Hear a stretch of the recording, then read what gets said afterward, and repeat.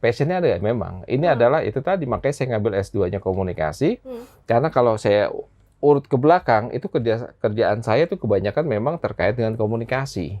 Ya, dan hampir setengah hidup saya kan, sekitar 15 ditambah sekarang 20 tahunan, itu saya bergelut di bidang komunikasi di industri multifinance. Saya almost 20 tahun lah di industri multifinance dan lebih banyak di komunikasi. Makanya kalau dibilang bukan passion itu bohong banget.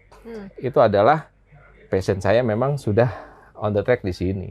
Dan apalagi saya kan gabung di sebuah organisasi kehumasan seperti itu. Untuk apa? Ya untuk menambah knowledge, kemudian menambah networking gitu kan. Sehingga saya selalu mendapat update nih tentang ilmu-ilmu PR seperti apa sih di luaran. Seperti itu, Mbak. Bincang bersama. Hai semua listeners, ketemu lagi bareng Maria Delsa dalam podcast Bincang Bersama. Seperti biasa, kita menghadirkan narasumber-narasumber keren untuk bisa memberikan inspirasi untuk Anda dari sisi kehidupan dan juga karirnya. Dan kali ini Maria undang Anda untuk berkenalan bersama dengan Mas Arif Reza Fahlevi. Beliau ini adalah Corporate Secretary Division Head PT Mandiri Tunas Finance. Hai Mas Arif, tos Halo dulu. Mbak Maria, apa kabar? Sehat, alhamdulillah. Mas Reza juga sehat? Sehat. Yes, oke. Nampak segar sekali, masih muda. Kalau boleh tahu usianya berapa? Ayo tebak yuk, dapat door prize. Oke. Kalau dari looknya, dari fashionnya sih kayaknya masih around 35. Alhamdulillah. Mau yang benar, jujur apa? Berapa kira-kira? Bulan depan 46. Oke, 46 tapi masih terlihat sangat muda sekali Mas Reza. Oke. Kalau masih di usia 46 masih terlihat segar dan bugar ini, apakah emang dari dulu hobi menjaga kesehatan tubuh, olahraga dan sebagainya atau gimana nih? Ya, sebetulnya ya kita sih hidup normal aja, ngalir aja, tapi untuk makanan mungkin ya saya agak bukan pilih-pilih, tapi melihat mana yang memang ya berkecukupan aja lah, nggak usah yang makan yang terlalu berlebih. Terus ya saya juga hobi jalan seperti itu. Kalau untuk olahraga secara rutin memang saya nggak seperti orang-orang yang punya jadwal jadwal yang oke lah untuk olahraga. Kalau saya paling nggak sempatkan untuk jalan. Yes, Gitu. Oke. Nah, di episode kali ini kita akan mengulik sisi kehidupan dan juga karir dari Mas Reza, karena untuk sampai sebagai seorang Corporate Secretary Division Head PT Mandiri Tunas Finance ini pasti bukan sesuatu yang mudah dong ya. Gitu, pasti ada banyak sekali tantangan yang juga dihadapi dari dulu awal mungkin memulai karir sampai di titik saat ini. Nah, mungkin kita akan mulai dari flashback masa kecilnya Mas Reza ini. Itu dulu lahir atau aslinya dari mana? Oke, saya lahir itu di daerah Tebet. Tebet? Tepatnya di Tebet Dalam, ya Jakarta Selatan. Oh, anak Jaksel, Ya. anak skena nih. Ya. Oke. Terus kemudian ya ayah saya itu dari Kalimantan Barat. Oke. Ya, mama saya asli Tebet. Oke, asli Itu Tebet. adik saya 2, ya dua-duanya perempuan. Oh. Jadi saya paling ganteng di rumah, gitu, selain ayah saya ya, gitu ya. Jadi terus kemudian masa kecil saya ya saya sekolah SD dekat situ juga ada kan, SD negeri. Kemudian SMP saya pindah agak keluar sedikit, daerah Pasar Minggu, gitu. Terus kemudian balik lagi SMA ke Tebet, di SMA 26, ya. Nah dari situ baru saya dapat negeri kuliah di Bandung, di Unpad, seperti itu Mbak. Jadi ya masa kecil saya seperti halnya masa kecil orang-orang zaman dulu ya. Ya belum ada gadget kan, zaman dulu kan kita mainnya ya main ya bentengan, terus kemudian main apa lagi tuh? Main bola ya, tarkam seperti itu. Ya itulah masa-masa kecil saya di daerah Tebet. Seperti itu. Ya, Apalagi mungkin momen 17 Agustus gini pasti ikut lomba-lomba banget ya? lomba karung. Oke. Nah, terus kemudian kelereng. Ya, yang pasti yang paling ramai itu sepeda hias. Oke. Nah, itu zaman kecil dulu Benar-benar tuh hias seperti pakai itu. kertas-kertas gitu Iya, ya. gitu Mbak. Yes, oke. Mengenyam pendidikan di Universitas Pajajaran, Pajajaran Bandung. betul. Itu ngambil S1-nya S1 saya kalau orang bilang FKG. FKG. Iya, Apa Fakultas Kelebihan Gadis. Alias Fakultas Sastra. Oke, oh, Gitu ya. oke. Jadi saya masuk Fakultas Sastra, jurusan Sastra Indonesia. Mm-mm. S1 saya di situ. Mm-mm. Terus kemudian S2 saya di London School. Mm-mm. Ya, saya ambil di Corporate Communication Oke. di London School seperti itu, Mbak. Oke, agak jauh ya dari sastra ke corporate communication. Yes. Kenapa nih? Ya, karena apa ya? Inilah satu hal yang menarik buat saya di dunia komunikasi. Everybody pasti butuh komunikasi, Betul. ya kan? Apapun profesinya, pasti dia butuh komunikasi. Jadi tanpa disadari, dia adalah PR baik untuk dirinya sendiri maupun untuk orang lain atau perusahaannya. Betul. Gitu. Jadi ketika saya masuk di Sastra Indonesia, saya dapatkan bagaimana berkomunikasi dengan tata bahasa yang bagus gitu kan. Kita tahu ternyata susah juga bahasa Indonesia gitu kan. Nah, terus kemudian saya masuk ke dunia jurnalistik dulu, Mbak. Oke. Jadi profesi Sempet tertarik saya juga ke dunia ya, jurnalistik. saya masuk jadi wartawan saya. Oke. Ya, saya jadi wartawan ya setelah lulus kuliah. Saya jadi wartawan, terus kemudian saya pindah profesi karena mantan pacar saya bilang boleh nggak kalau profesi yang lain yang pulangnya inilah walaupun malam tapi pulang gitu. Oke, dikhawatirin. Iya, gitu. Ya. Akhirnya dapatlah saya masuk ke perusahaan industri multifinance ya di grupnya Astra. Oke. Ya, terus kemudian setelah itu ya kurang lebih 14 tahun 7 bulan 14 hari saya di perusahaan itu. Ya, berkecimpung terakhir saya sebagai corporate communication-nya. Ya, dan saya juga S2 pada saat itu masih di tempat yang lama. Saya tertarik. Kenapa? Yaitu tadi komunikasi itu dinamis. Ya. Terus kemudian dari komunikasi itu kita banyak teman, banyak kenal orang, ya. Nah, hidup kita jadi makin berwarna. Kita jadi tahu nih orang yang memang benar-benar tulus, benar-benar yang jadi dirinya sendiri, itu kita bisa ketemu tuh di dunia komunikasi. Seperti itu, Mbak. Jadi ya menurut saya corporate communication yang saya ambil di London School itu kebetulan memang banyak ilmu yang aplikatifnya daripada yang teorinya. Makanya saya ambillah di LSPR tersebut.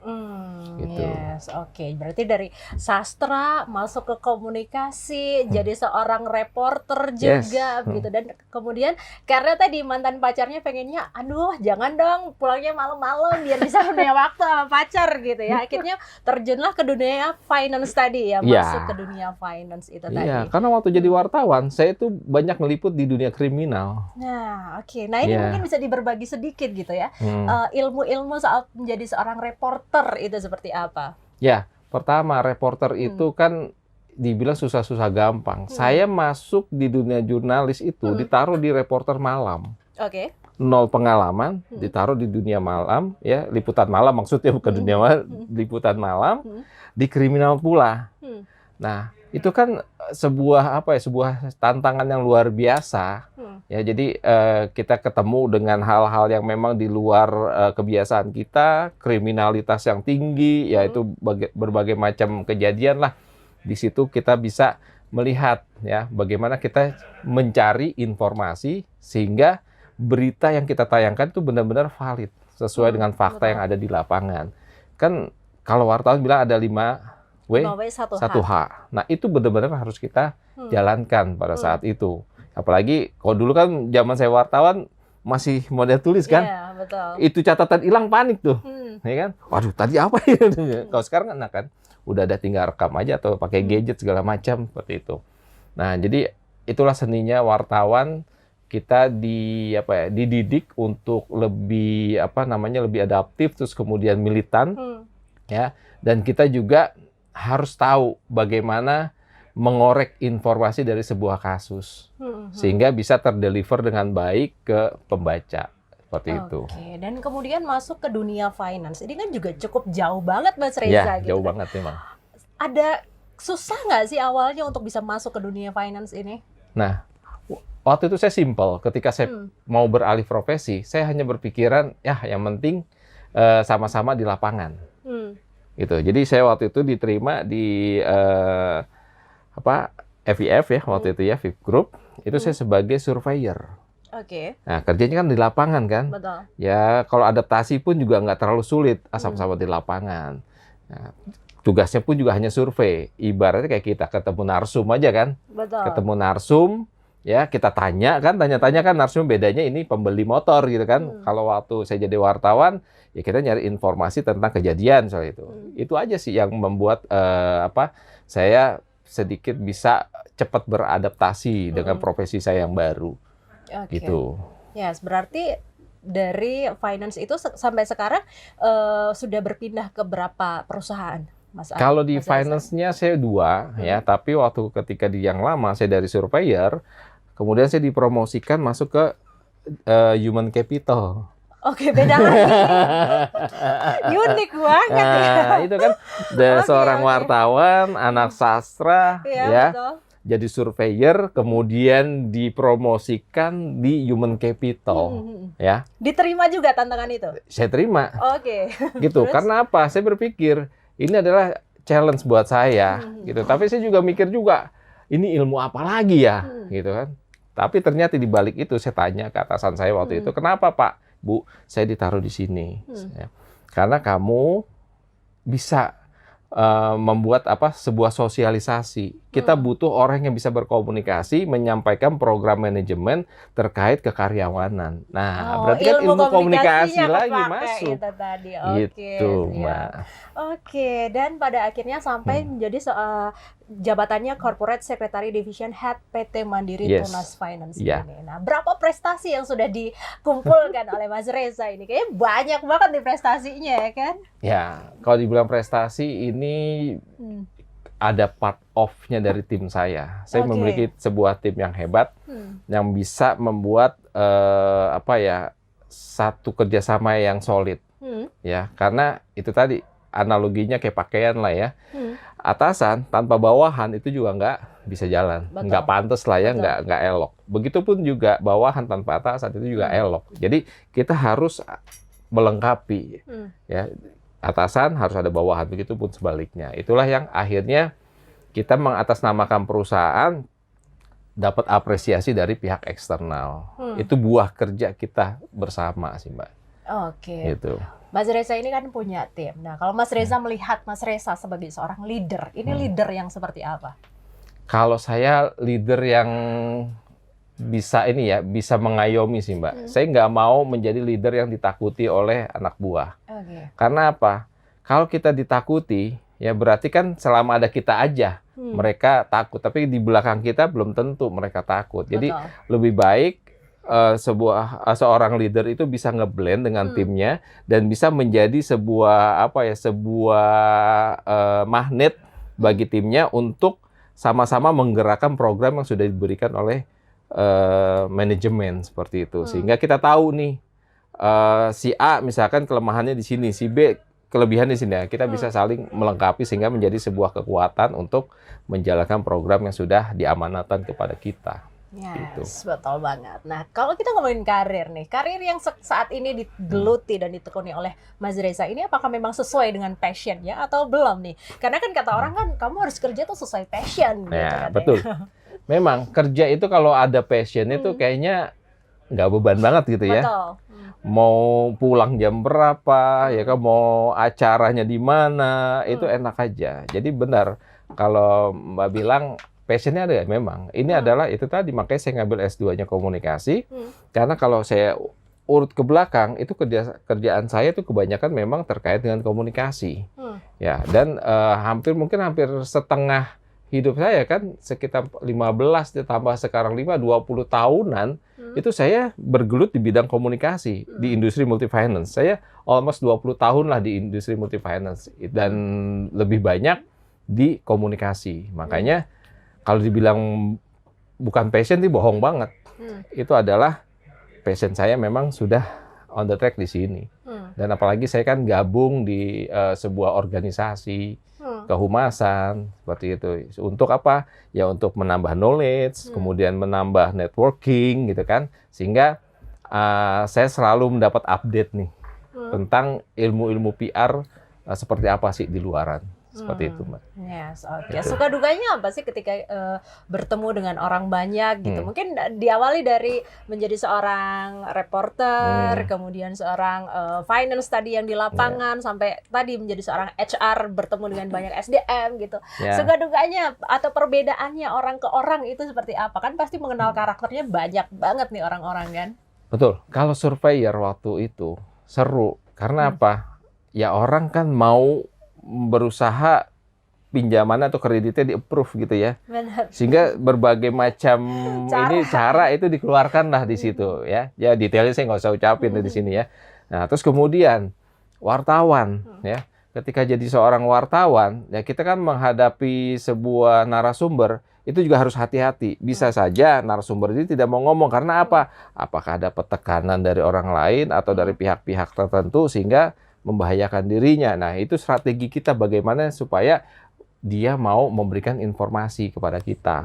Itu tantangannya. Terus kemudian, ya saya diteror juga pernah, Mbak. Oh iya? Pernah. Diteror gimana? Ya, misalkan beritanya kok ini nggak berimbang segala macam, padahal kita ya sudah sesuai dengan kode etiknya seperti itu ya. Namanya juga orang ya, mungkin ada yang komplain, itu hal yang ini. Makanya akhirnya kita libatkan juga. Kan kita per wilayah nih, misalkan ada narasumbernya pressconnya di daerah ini. Nah, kebetulan wilayah liputan saya. Ya saya kan angkat berdasarkan pressconnya mereka. Ternyata dari pihak sana itu keberatan. Nah, kita fasilitasi juga untuk menyampaikan informasi dari versinya pihak sana seperti itu. Nah, terus kemudian jadi HR ya. Nah, jadi HR itu juga luar biasa menurut saya. Kenapa? Karena ilmu baru buat saya ya, tapi untungnya ya kita punya ilmu presentasi lah ya. Kita sudah terbiasa presentasi, kita sudah terbiasa berbicara di depan umum seperti itu ya. Sehingga rasa canggung atau rasa gugup mungkin bisa diminimalisir lah. Gitu ya. Sehingga apa yang menjadi pesannya manajemen kita bisa sampaikan ke karyawan, dan karyawan itu jadi tahu, oh ternyata ada ini ya. Itu bahagia loh buat kita loh. Oh ternyata manajemen memberikan fasilitas ini ya untuk karyawan. Wah berarti kita kerja aman dong, kita kerja keluarga juga ini nggak was-was. Nah itu yang selama ini tidak tersalurkan, terinformasikan ke karyawan. Tapi begitu saya dapat amanah untuk mendeliver itu, semuanya jadi tahu seperti itu. Nah terus sekarang dia sebagai corporate secretary, di bawah saya itu nggak hanya Korsek aja Mbak. Saya ada customer care, terus ada corporate communication, ada office of the board, kemudian ada regulatorinya di saya, terus kemudian ada juga anti fraud management di saya fungsinya, ya, terus juga ya sekretaris direksi ada di bawah saya juga ya. Nah itu fungsi-fungsi yang memang sangat strategis dan juga rentan ya.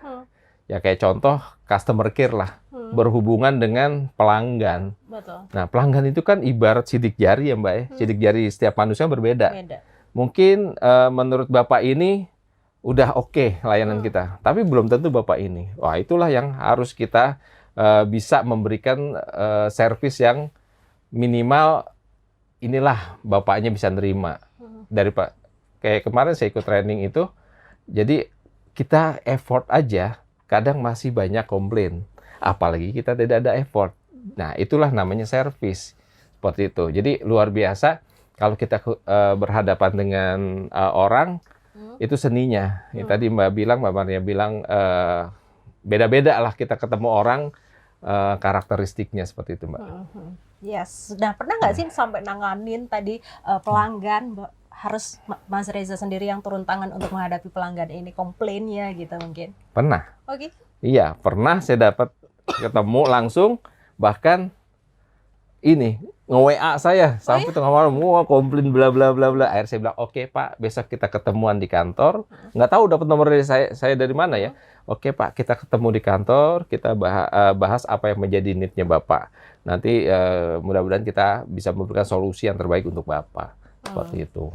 Yes, oke. Gitu. Menarik sekali ya ketemu dengan berbagai macam orang dengan karakternya juga beda-beda gitu. Nah, kalau tantangan untuk Mas Reza sendiri sampai di titik ini apa nih mungkin dari awal berkarir sampai menjadi seorang sekretaris corporate ini? Tantangannya itu adalah perubahan yang sangat luar biasa, apalagi kemarin COVID ya. Ya itu kita benar-benar dipaksa untuk shifting, ya kan. Padahal ya kita memang kan ada era digital, kan steppingnya udah jelas nih. Tapi ketika COVID langsung dipaksakan kita untuk digital semua. Yang mana kita belum pernah, misalkan jualan secara virtual, ya kan. Terus kemudian kita meeting secara virtual, terus kemudian pokoknya serba digital itulah, sehingga disitulah kita harus dituntut adaptif. Nah, akhirnya saya lihat bahwa zona nyaman itu harus benar-benar jangan sampai membuat kita lalai. Kita harus menerima perubahan, ya. Kita juga harus melihat lingkungan, ya. Jadi kita jangan pakai kacamata kuda nih. Kita sebagai praktisi PR di sini kita harus bisa menjaga, satu kan reputasi pasti. Yang kedua, perusahaan kita harus bisa adaptif dengan situasi sekitar, dengan kebutuhan customer-nya. Ya, apakah customer sekarang butuh harga yang murah? Belum tentu, ya kan? Kalau saya perhatikan, customer sekarang butuh layanan, ya kan? Kalau kita datang ke toko sini, misalkan harga murah, tapi ternyata tokonya nggak ramah, kemudian panas, pasti customer akan pindah ke toko sebelah. Harganya paling selisih berapa, tapi layanannya bagus. Tempatnya ber-AC, dia no komplain di sini. Nah, itulah yang harus kita cermat sebagai praktisi PR. Kita kasih masukan ke manajemen bahwa servis yang bagus ya seperti ini. Seperti itu, bahwa customer sekarang butuhnya seperti ini. Itu sehingga kita tidak ketinggalan di pasar, seperti itu sih, Mbak. Yes, oke. Ngomongin soal adaptif, nih tadi Maria juga kepo-kepo di Instagramnya Pak Reza nih, Mas Reza nih, tulisannya adalah adaptive, reliable, and friendly. Ini maksudnya apa nih? Ya, itu kan singkatan dari inisial saya. Oh iya, ARF kan? ARF, Ya, oke. Arif Reza Fahlevi-nya. Apakah Makanya ini juga menggambarkan karakternya Mas Reza ini seorang yang adaptif, reliable, and friendly? yes, itulah. Makanya tadi kan udah disinggung seorang leader yang seperti apa. Ya, tiga dari inisial saya, reliable dan friendly. Nah, terus kemudian ketika kita networking juga ujung-ujungnya pasti akan friendly. Yang tadinya kita nggak kenal segala macam ya, kita buka network gitu. Nah, terus satu hari misalkan kita butuh bantuan orang tersebut, karena kita sudah friendly, sehingga orang-orang tersebut dengan ringan tangan membantu urusan kita. Seperti itu. Apalagi kita nih bergerak di bidang jasa. Pasti butuh bantuan rekan-rekan yang ada di lapangan. Seperti itu sih, Mbak. Ya, Mas Reza sendiri untuk membangun networking itu biasanya apa sih? Ngajakin lunch atau ngajakin traveling bareng gitu kan, atau gimana nih? Macem-macem. Yang sederhana itu tadi ngopi bareng. Oke. Gitu. Suka ngopi berarti ya, Mas Suka Reza? ngopi gitu. Jadi gini, segala sesuatunya itu nggak perlu dikemas yang secara formal, ya kan? Betul. Jadi ada forum tertentu lah yang memang kita bisa ngobrol sambil di warung kopi, misalnya seperti itu kan. Karena lebih enak, ya kan? Lebih solutif gitu, ketimbang kita bisa ngundang di acara resmi. Nah, itu jadinya kaku gitu loh untuk berkomunikasi. Menyelesaikan sebuah komplain pun juga saya pernah itu malah lebih seringnya di warung kopi. Contoh di salah satu di provinsi waktu di Aceh. Ada komplain, saya terbang ke sana, saya nongkrongnya di warung kopi. Dan itu hasilnya lebih enak. Karena apa? Tidak ada gap gitu loh. Kalau misalkan kita ngobrol di warung kopi, ketimbang kita pakai forum resmi, ya kan? Apakah ada moderator segala macam, itu bahkan jadi mungkin bisa jadi timbul ego masing-masing gitu. Jadi ya saya melakukan awal itu ngopi bareng aja. Gitu. Yes, oke, seru banget, menarik banget. Nah, Mas Reza, kalau Mas Reza dikenal sebagai sosok ya leader bos yang adaptif, reliable, and friendly, kalau apakah di rumah juga kayak gitu juga? Ya, saya dengan anak ya. Anak saya kan memang yang pertama itu kelas 8 ya, 2 SMP ya. Terus yang kedua itu kelas 6. Dua-duanya perempuan. Perempuan. Iya. Oke. Jadi ganteng sendiri juga di rumah. Ya. Oke. Nah, itu saya jadikan mereka seperti teman saya juga. Kenapa? Ya lebih baik mereka curhat ke orang tuanya daripada curhat ke orang lain, itu bahaya. Benar. Gitu. Jadi zaman sekarang, mungkin zaman Reza kecil, ketika orang tuanya marah, kita nunduk, ya kan? Takut. Orang tua dulu mungkin gini, terus mungkin pakai penggaris, gitu kan? Kalau anak sekarang nggak bisa digituin. Harus dikasih apa ya gambaran-gambaran lah. Dan kalau bisa itu hindari kata jangan. Oke. Gitu. Karena jangan itu bisa menimbulkan rasa penasaran. Kenapa ya papa saya bisa bilang jangan? Gitu. Mendingan udah. Nah, di sinilah komunikasi saya dengan anak. Itu saya bikin senyaman mungkin, seringan mungkin, sehingga anak dua ini enjoy untuk ngomong, ya entah ngomong tentang sekolahnya, apalagi yang nomor 1 ini udah aktif di OSIS nih. Gitu. Terus sudah gitu di bagian humas pula dia kan, dokumentasi gitu kan. Nah udah tektokan lah sama bapaknya kan, gimana ketika dia seleksi OSIS, dia pun ngomong ke saya, Pak ini gimana, Pak ini gini. Itu kan enak, bangun komunikasi seperti itu, Mbak. Ya, senilai kehidupan apa yang sedari kecil Mas Reza dapat dari orang tua, kemudian Mas Reza juga salurkan kepada anak-anak, ataupun kehidupan pribadi Mas Reza? Ya, orang tua saya memang dari kecil mengajarkan jangan pernah menjadi pribadi yang tertutup. Oke. Gitu. Maksudnya, ya komunikasilah kepada orang tua. Ya, karena apa? Dengan orang tua, itu adalah saluran yang paling tepat bagi seorang anak untuk berkomunikasi. Karena tidak ada orang tua yang menjerumuskan anaknya. Betul. Itu yang saya pegang dari orang tua saya. Makanya sekarang saya terapkan ke anak saya, yaudah kalian ngomong apa aja, terserah. Gitu. Ya, jangan sampai si anak takut, aku nggak mau ngomong sama papa mama, takut dimarahin. Belum apa-apa udah kayak gitu. Yes, karena itu juga bisa membawa dirinya untuk menjadi seorang leader tadi ya. Ini contohnya adalah Mas Reza gitu. Oke, nah kalau untuk istri sendiri, apakah ilmu-ilmu sastra, gombal, puisi diberikan juga kepada istrinya? Mungkin istri kehipnosis sama puisi saya kali ya, istri saya ya. Sehingga dia mau jadi istri saya gitu. Bagaimana men-treatment seorang istri dari Mas Reza? Susah-susah gampang atau bagaimana nih? Ya, mungkin itu tadi uniknya seorang anak sastra ya. Dia punya sisi romantisnya mungkin kayak. Tapi dibilang romantis saya juga enggak. Saya jarang ngasih bunga, jarang apa gitu kan. Tapi itu tadi, saya mempunyai satu keyakinannya ya ketika waktu mau punya hubungan dengan istri ya. Terus kemudian orang tuanya nanya ke saya. Dulu kan saya masih jurnalis, Mbak. Tahu sendiri kan kalau jurnalis gimana kan penampilannya kan? Betul. Wah, santai banget gitu kan. Penampilan, dompet. Iya, malam Minggu ya saya pakai celana yang banyak kantong. Ya, terus kemudian saya pakai kaos oblong. Betul. Sendal gunung gitu kan. Orang tua mana yang nggak worry ngeliat anaknya didatengin sama siapa nih? Gitu, seperti itu kan. Nah, terus kemudian tanya wartawan pula gitu kan. Nah, istri saya anak terakhir, anak bungsu, perempuan satu-satunya.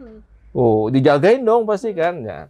Tapi disitulah ketika saya ditanya, saya orangnya itu tadi komunikasi terbuka. Ketika ditanya, Reza, kamu, Bapak mau tanya nih, hubungan kamu dengan ini gimana? Kan istri saya nama Dian, dengan Dian gimana? Saya cuma bilang gini, Pak, saya serius, Pak. Gitu kan. Karena ya kita laki-laki, kita harus punya komitmen. Saya serius, Pak, tapi tidak tahun ini, Pak. Tahun depan, Pak. Ya. Kenapa tahun depan, Pak? Tahun depan saya akan bawa orang tua saya ke rumah sini. Saya bilang gitu, saya akan lamar anak Bapak, ya. Karena apa? Tahun depan cicilan motor saya baru lunas, Pak. Gitu. Kita realita aja ngomong seperti itu. Kenapa? Ya jangan rumah tangga itu kan bukan pakai kedok, bukan untuk sehari 2 hari. Mungkin kalau pacaran yang bagus-bagus aja dikeluarin kan. Betul. Nah, begitu nanti rumah tangga, lupa itu. Nah, sebisa mungkin nggak kayak gitu. Ya, satu tips nih dari Mas Reza untuk Anda yang ingin memulai bahtera rumah tangga ya. Dari awal harus transparasi gitu ya. Oke, Mas Reza, mungkin ada tips-tips gitu untuk smart listeners yang menonton podcast ini. Bagaimana sih untuk bisa stable dalam membangun karir begitu? Apakah seperti Mas Reza, apa aja peluang harus mau dicoba gitu? Ya, pertama jangan pernah berhenti belajar. Ya, terus jangan pernah malu untuk belajar dengan tim. Ya. Karena apa? dengan belajar sama siapapun kita dapat ilmu, ya bukan dapat malu, ya. Terus kemudian ya kita harus menjaga kepercayaan, ya. Dan kita harus komit terhadap amanah yang kita emban. Itu adalah kunci yang memang bisa kita jalankan sehingga posisi saat ini yang saya dapat, saya emban, itulah yang saya pegang. Itu, Mbak. Yes, oke. Mungkin terakhir apa yang pesan-pesan mau disampaikan untuk Small Listeners mungkin? Apakah ada promo juga dari Mandiri Tunas Finance mungkin? Silahkan. Gitu ya. Ya, kalau saya sih cuma ini aja, jadilah manusia seperti air putih. Oke. Kenapa? Ketika air tersebut ada di mana? Kita haus nih. Kita minum, dahaga kita hilang. Berarti ini kan manfaat. Terus kemudian ketika air tersebut ada di sawah atau di tempat lain, ekosistem sekitarnya pun juga tumbuh. Jadi intinya dimanapun kita berada, kita harus bisa membawa manfaat untuk orang banyak. Ya, seperti Mas Reza yang dari kecil sampai saat ini sudah memberikan manfaat banyak sekali. Amin. Dari karirnya juga. Semoga apa yang diceritakan oleh Mas Reza dibagikan di podcast Bincang Bersama hari ini juga bisa menginspirasi Anda, memberikan semangat untuk bisa membangun karir lebih baik lagi. Amin. Akhirnya saya Maria Delsa dan juga Mas Reza pamit undur diri dari podcast Bincang Bersama. Kita bertemu lagi di episode selanjutnya. See you. Bincang Bersama.